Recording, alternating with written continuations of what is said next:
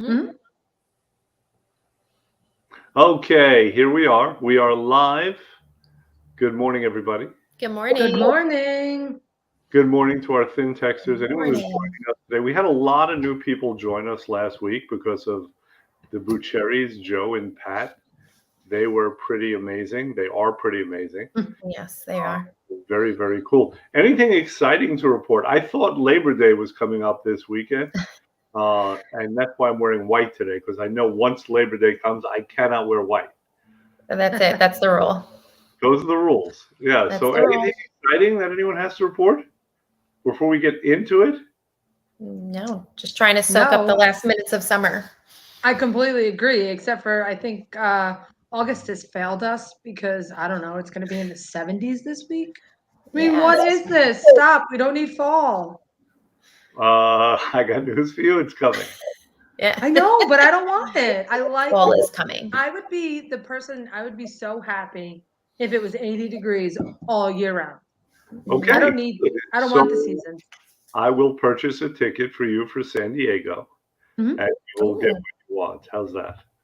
I don't want to live in San Diego. Oh, there you go. You can't have it all. You can't. You Why can't can't I have my cake and eat it too? Come on. you're used to the same latitude and longitude. I mean, it just doesn't work that way. You could go I'm to the freezing. It's 90 degrees out. I got a sweatshirt on in my house. Yeah, you're ready for Florida. You're ready to retire already. So, if you're wearing Mhm. a sweatshirt at 90 degrees, okay. 100%. Let us get started because we can see the topic today. The topic is need motivation. So we have to talk a little bit about motivation. I have a particular angle on this that I want us to get to. But before we do that, when we say motivation, what does that mean to you guys? So for me, it means that I'm going to say to myself, like, yes, I'm going to do this. And you start, but the motivation comes along in like the second and the third week because you have to keep going and you have to stay motivated. Got So you it. So first have to have the you know what the motivation to key is? start. Yeah, yeah. You need the motivation to start and then to sustain it, right? Because Hmm. it's easy to not be able to sustain it, especially Hmm. once you start feeling better, Right. Exactly. right? Okay, Hmm. good. Trisha, what does motivation mean to you? Motivation for me is like the encouragement by like my surroundings to keep going and do, and how I feel keeps me motivated to keep going. So if like for instance, like you know getting up in the morning and putting on a pair of pants that keeps me motivated to keep going. So like I So feel you like need to see results. yes, like I need to see physical results to keep motivated. If I don't, I feel like you get discouraged and you kind of just stop. So for me, I need to see physical. We've talked about this a little bit in the last few Mm. weeks about how that sometimes is unsustainable because the Yes. motivation is coming from the outside. It's an Hmm. exterior motivation, and that's hard to keep up. Inevitably, there are tough times. This is life. When have you not Yep. had tough times? Oh no. Right. Yeah, right, right, right. Plateaus happen even on our Mhm. program. And so, as you know, you've heard me say this, I'm encouraging people to be motivated and interested, not in their scale. I want people to be very bored by the scale and very interested in the process. And the people Mhm. who do best in life are those who get involved and are deeply interested in processes and trust that results will come if they keep doing the right thing. It's a matter of faith in that sense. Yeah. Right? Okay, good. So let's motivation is such a wide subject. I mean, we could talk about it from so many different angles. And people are motivated by different things. Trish, you said you're motivated by results. Yes. All Very right. much. A lot of people are. Some people are motivated only when things are really bad, 100%. right? If you watch the action hero, he doesn't get motivated sometimes until like the guillotine is like almost on his neck, and then he gets into action. And Right. And more people than not in this world are like that. And that's an operating basis that we all have to work to change, because the best players are those who act like that always. They're acting like that in the first quarter of the game. They're not waiting till the fourth quarter and they're down by 10 points with a minute to go. Right. Yeah. So motivation in and of itself is a large subject. I want to speak in particular about the idea of coaching and what and where that plays into motivation and into achievement. Now, you guys have kids. Are coaches necessary, and if so, why? And it sounds like a stupid question. I don't mean it to be like a very glib kind of a question, but really think about it. Like, how necessary are coaches? So in my opinion, 100% coaches are necessary. So like, for example, right, like let's go back to program and myself being on program. I was well over 200 pounds. I never thought I could do it. And then because you were there and you were supporting me and Jen was supporting me and you were holding me accountable to the proper standards, I was like, I could do this. I don't want to let my coaches down, Mm, and that kind of goes hands in hand with like children too, right? Or people in general. Like when your coaches tell you to do something and they make recommendations to do something, it's for the betterment of yourself and you don't want to let somebody down. So you try to do it to better yourself.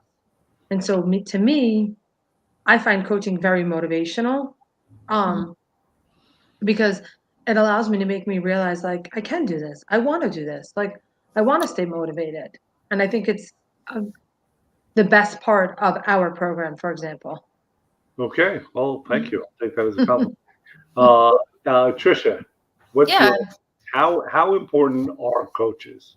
Yeah, they're definitely important. Like my kids, play sports and run and, track coach, my son in particular.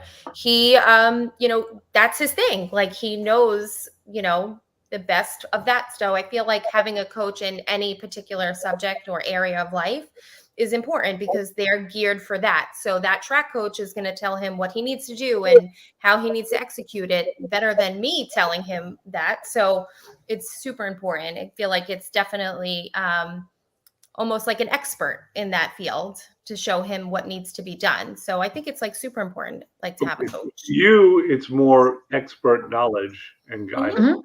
Yep. Whereas for Corinne, it's more inspiration, it sounds like. Yeah, I can't do it. Like for myself, if I say to myself, like, oh, I'm going to go on a diet, Mm-hmm. I don't do it unless somebody's holding me accountable. I'm not doing it because I have the thought process of like, oh, I don't want to let them down. I don't want to let them down. Now, the bad part about that is you stop doing it sometimes for yourself and you're doing it for somebody else. Again, But then you have to change your mindset. it's not right. So, in other words, it's probably not sustainable. And, again, these outside motivating factors, for some people, maybe they're sustainable, right? But very often what we find is they're not, because once you get what you want, well, there goes all your motivation out the window, you know? Mhm. So here's the thing. I believe that coaches, and this is going to sound self-serving, I believe that they are absolutely vital if you're trying to achieve anything in this world for the reasons that you said, but for another reason. We have trouble as human beings knowing what is real and true and possible. Yeah. Those self-doubts that Corinne is talking about, the whole thing, can I do it? Can I not do it? Sometimes the only thing that you have is someone else saying, you definitely can do it, you must do it, and I'm going to make sure that you're going to do it. Mhm. Again, that's probably not sustainable long term, but to have someone who's not you is 100% vital. Yeah. Now, Wait, but Dr. R, can I switch the switch and say that, let me see where you're going first, and then I'll decide. okay. All So right. I'm going to say that you're right. Sometimes, motivation for our program, for example, starts with self-doubt.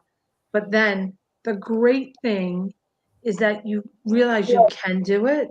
You realize that this is a process, and you realize that it is something that is sustainable, and it is something that you can do for the rest of your life. Well, that's part of an evolution of Right. thought, that takes place over time. But as far as just the general topic of coaching and why coaches are necessary, uh, people have an aspect to them that's very self-sabotaging. Mhm. Mhm. Again, I'm talking about the masses of us, right? There are people. Right. I'm a big baseball fan. Uh, Yep. And so there are people who have absolutely no doubt. There was no doubt in Pete Rose's mind he was going to be a great major leaguer until he screwed it all up by, gambling and being an idiot, right? Right. Mm. On the other hand, Mickey Mantle was winning MVPs and he was still doubting himself. But in either event, there's nothing that an individual can do alone that they cannot do better without some assistance. Correct. Have you guys? So I want to say this: the book, the Keeping It Off book. Last week, there were 3 people who told me that they had amazing realizations as a result of it. Right? Realizations can change everything. Mhm. They can change a point of view. They can change what you think is possible. Have you ever had those moments? They're sometimes called epiphanies, where you had a realization, you were able to see things from a different way, and just something changed. Either. Um, Have you had those? yes. Yes, of So course. Okay. yeah. Anyone want to share an example of that?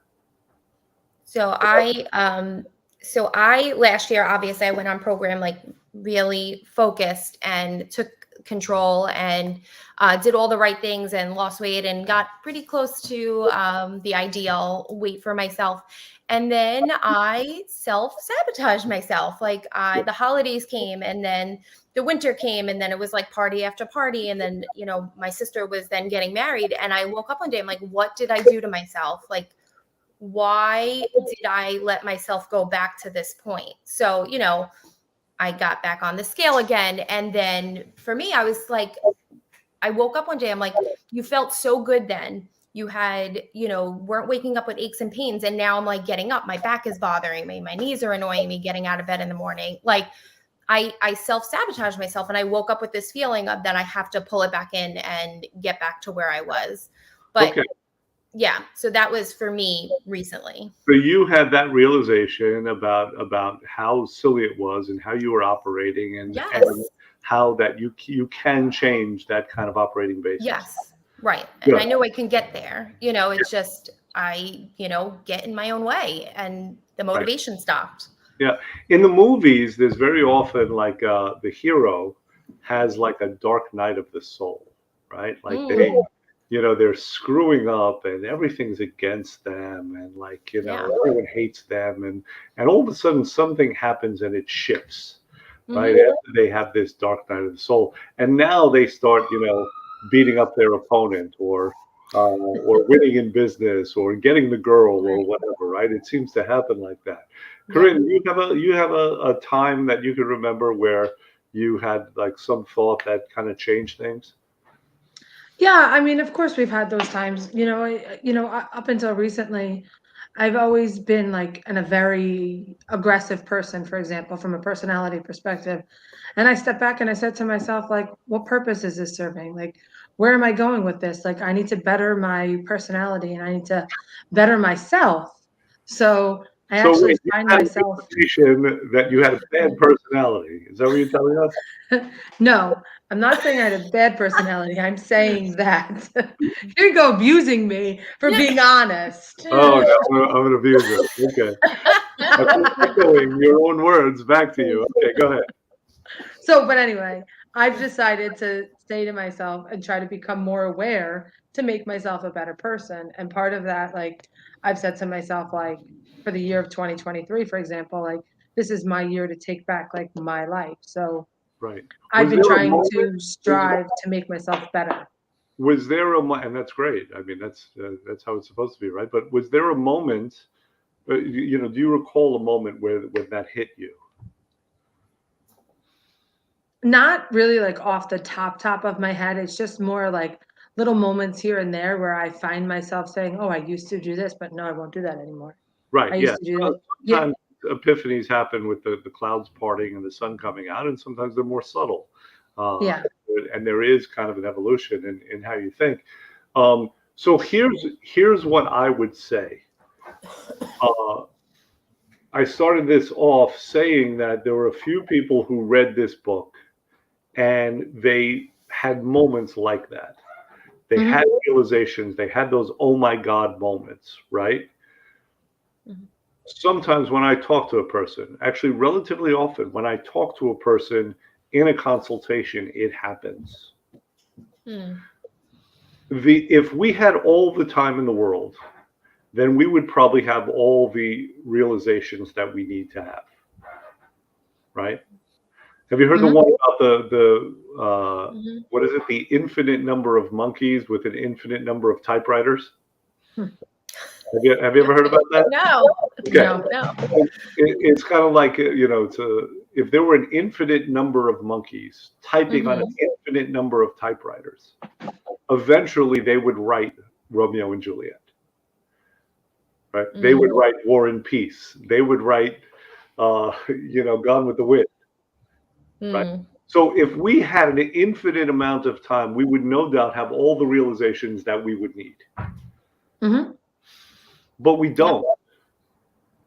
And this is where a coach, an inspirational piece of writing, or even instructional piece of writing, this is one of the reasons why that is necessary. Because someone that's not you, that's not seeing things in the same way, can Mhm. impart something that allows you to see something from an outside point of view. And it's that outside point of view that allows things to change. When we adopt that, when we say, "Oh my God, I really haven't been looking at it that way," and then we Mm. get energized, and then we get really motivated.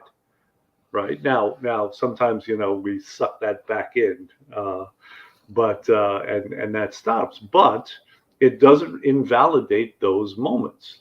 Those Yeah. moments are absolutely vital. Those moments are why people go for therapy, for example. Those moments are why coaches are necessary. So those are big moments. Mhm.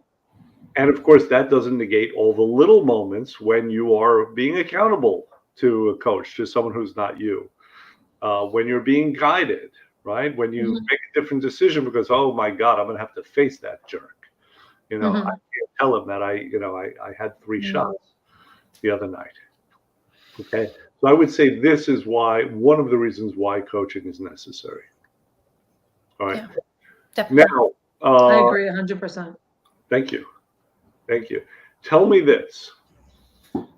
Have you ever had times where you weren't willing to accept help or guidance or coaching or accountability from a person who you were supposed to? Trisha. Yeah. Um, yeah, I'm sure. You come with that whole mentality of I can just do it myself and I don't need anybody's help and I can do it all. And then most Where of does the that come from? Is that some kind of a grandiose superwoman thing? Or is that yeah, like or a a trait to be pride, vulnerable? What is that? No, it's it's a fear. pride thing, or I don't Fear know. of confronting like the coach because you know that you've screwed up? It's fear of confrontation. Like you Hmm. didn't, like that's for me. Like, for example, like our program, right? Like, let's go back to our program.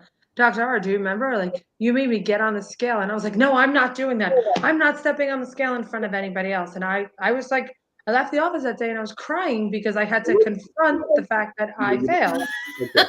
You're not making me look very good here. Let's change the Why am line. I not making you look very good?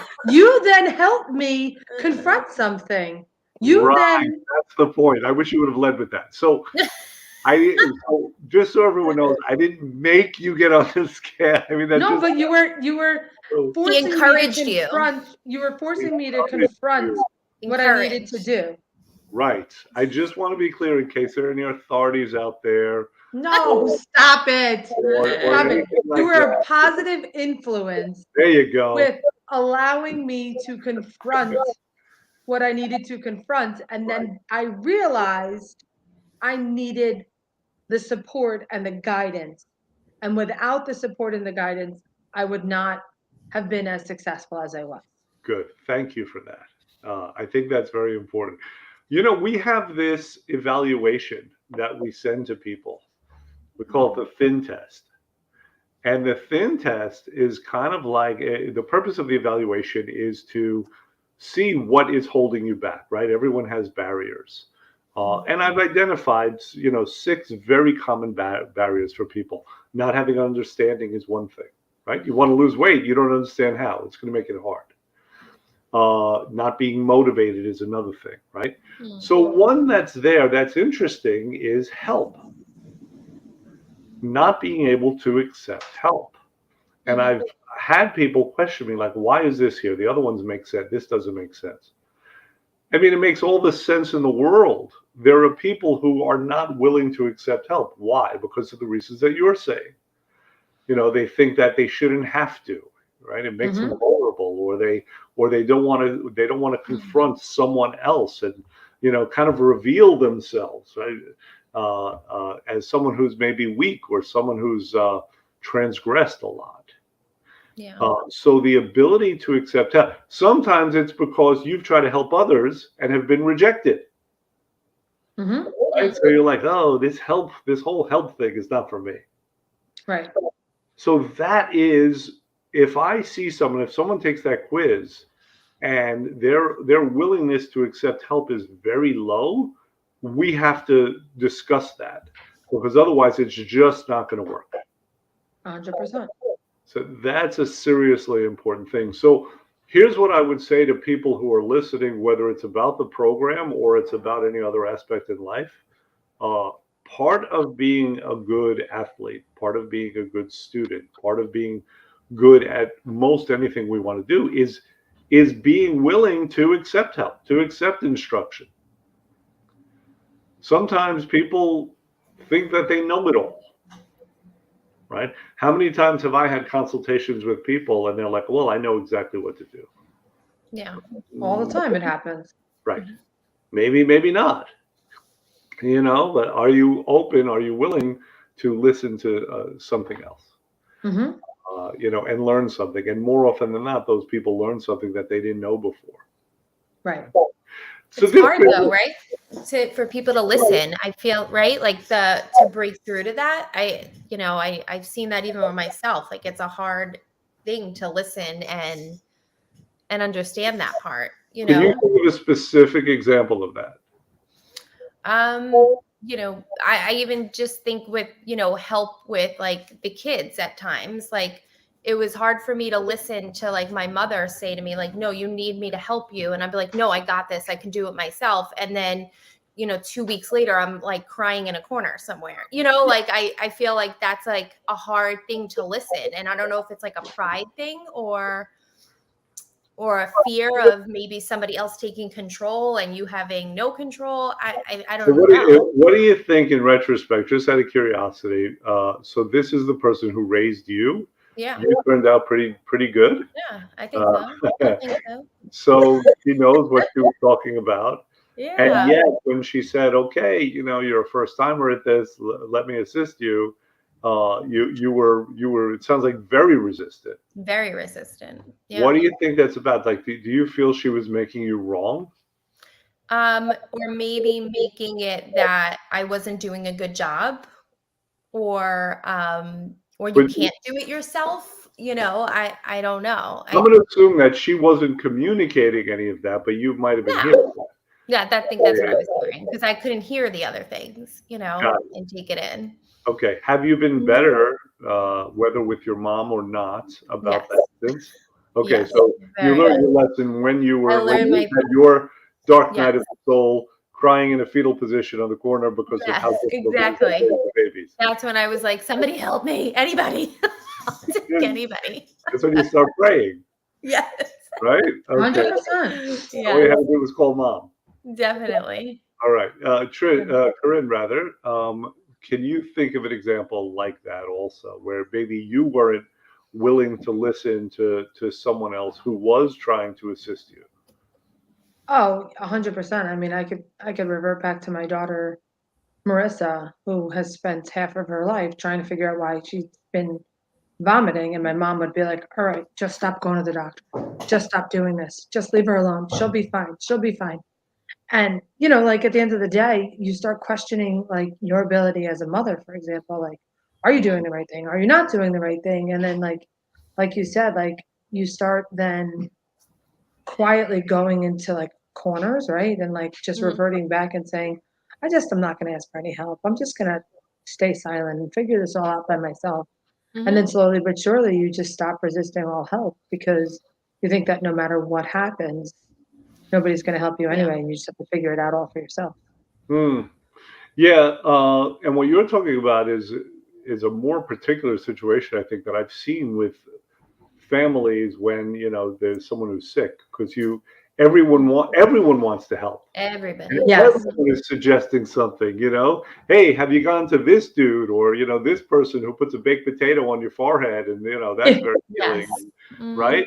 And then after a while you're like, okay, I'm not listening to anybody anymore. Yep. Exactly. Yeah, Exactly. yeah. That's a Yep. tough one. That's not always the case. You both have experienced that, by the way, but Mhm. Hmm. that's not always the case. Obviously, that's a more particular situation. You're stressed out anyway. You're overwhelmed anyway, and Yep. people with the best of intentions are just throwing more shit at you, Yep. right? And you So know what you want to do, doctor? You literally want to just scream and say, "Stop! Yeah. I've had Mhm. it." I have Mhm. no doubt that that's the case, and Mhm. you close yourself off. Oh That's yeah. Yep. not the I mean, same but thing. I was But gonna say that even comes into play with like, like you're like Brianna, for example, and like my mom hating the fact that she does competitive swim and thinks she puts too much pressure on herself and says quit, quit, quit. Well, guess what? That's her choice. Like, you know what I'm saying? Like you just start pushing everybody away all the time because it's like, it's my life, it's my decisions, leave me alone. yeah, But it doesn't make it Yeah. right. That's the other problem because what happens for myself is when I start internalizing everything, I then like I'm an emotional eater, right? And as a result, I then eat to solve my problems. And it's kind of like a vicious cyclical cycle. And the most important thing that you have to remember is that you do have people to support you. You do have people to rein you in. It's just how do you appropriately deal with the situations that you're tackling. And does that make sense of what I'm saying? oh, it totally makes sense, and I could think of examples of my own life, and part of what happens is that it can be hard to find your own voice in your head when you have Hmm. these other voices in there, and and sometimes you just need the peace and the time to identify your own voice to know which way to go, and I feel like that's a tough balance, right? Because any good coach is going to honor your own voice, but but having said that, I mean, your own voice could be leading you astray, especially when it comes to something particular and technical like like weight loss, uh, Yeah, because or hitting. Let's say again, I'm sorry, I use too many baseball metaphors, but if you're a right-hander and all you want to do is hit lefty and hit with one arm, and your inner voice is saying that, and you don't want to hear from the cut, it's like, come on, I mean, that's not going to work as well. So right. there is that kind of balance that has to go on, but I think I think in any relationship with a coach, the key factor is the willingness of the participant to be coached. Hmm. No willingness, and these epiphany moments that we talk about cannot happen. No willingness, and the guidance and the instruction is just going nowhere, and it can become a very resistant thing. I've had moments where I've had clients and they just say to me outright, "I'm not going to do that." It's like, all right, but how can I help you then? You can't. It's like you said, if you have no willingness, then you have no ability to help. And the first thing that any person has to do when they come to fintech is put their pride aside and realize that we as employees are coming to you to help you because we have your best interest in mind, to help you get healthy, to feel better about yourself. Like, it's okay for you to not feel proud because you've taken the step to say, I'm here today to make myself a better person. And we're here today to tell you that we're going to help you become the person you want to become inside and out. Yeah, and we can have some empathy for people who come to us 100%. because the truth is that this sounds terrible. Nobody wants to come to us. Right. But empathy is the key to success in our organization. What is? Empathy, like us being empathetic and understanding, like that is one of the biggest reasons why we are so successful because we come from a place of care. Right, right. And the thing before that to remember though is it's amazing that anybody does come to see us. And the reason is all these things that we're talking about, between these conversations in our heads that say, I should be able to do this by myself. And no, I don't want to go speak to a stranger about my weight. I don't want to get on the scale. Or, I know how to, or, it's amazing that anybody comes to us in the first place. For the most part, it comes from a situation of desperation, which is what we were talking about before. What is it about human beings that we have to wait until our neck is in the guillotine and it's just about to come down before we will reach out to somebody else, before we will take the actions that are appropriate to take? Mm-hmm. This is the thing. The better person in this society, the more successful person in this society is mental. And the reason I say that is because he doesn't have the same considerations about when action is necessary. Action is always necessary. Forceful, desperate action is necessary in the first inning. It's not just necessary at the end. So that's a place to get to. I think it's not always easy because we have a whole lifetime of waiting until the IRS is at our door, or our clothes don't fit anymore. But that's the better place to be, and I think a good coach could help a person with that kind of urgency as well. 100%. Yep, I agree. All right, good. I think this is a good place to end off. Anything that needs to be said before we go? No, just remember that if you were thinking of calling us but haven't wanted to call us because we are here to help you. Right. And it's not always us, right? If you get a good coach in any endeavor in life, there's another reason that we haven't even gone into, but the fact is that data has exploded over the past several years, right? It is so difficult to understand all that we need to understand to function. Because things have gotten so technical and so data driven. It's not like if you went back a few hundred years, what did you need to know? I mean, you need to know how to farm or how to, like it was, if you knew 3 tasks, you were great. You were very well. Right. Now you have to know every task, or at least you think you do, but that's why experts exist and people who are willing to help. So, all right, cool. Let's end off here. We will see everyone next week. Very excited about it. We will not see everybody in 2 weeks from now. So we'll communicate more about that. It's going to be Labor Day. So enjoy the white while you can. All right. Take care. Bye, guys. Bye.